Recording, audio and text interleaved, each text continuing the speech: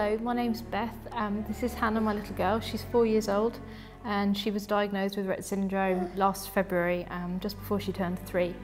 Hannah was diagnosed with Rett after about 18 months of us questioning her development. So we pushed for genetic testing and that revealed that Hannah did indeed have Rett syndrome, which was an absolute shock. We hadn't anticipated that something like that would happen, and when it happened we had no idea what Rett syndrome was at all. And slowly we started to research the syndrome, and the more we found out, the more we realised how awful it actually was. It kind of turned into the worst case scenario almost, which we hadn't anticipated.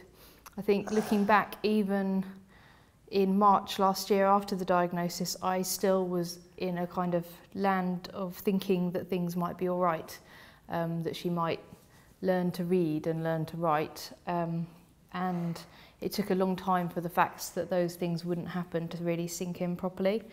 Hannah is quite able, she's mobile at the moment, and she can use her hands purposefully, and she can feed and eat and play.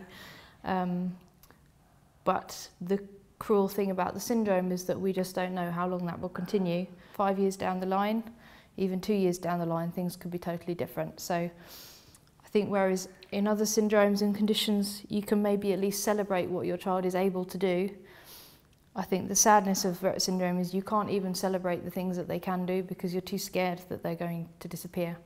We first came into contact with Rett UK a couple of months after Hannah was diagnosed, and when we did, we obviously found out a lot more about the syndrome itself, but to just be in contact with other families was a relief really, to know that we weren't on our own. It was a syndrome that's so little known about and understood, that being able to talk to somebody on the phone who actually understood what we were going through.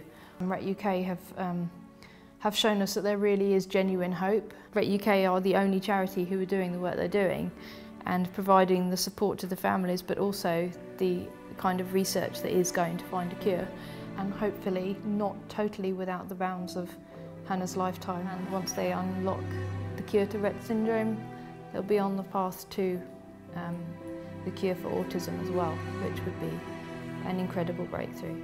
So it's your help that will make that happen.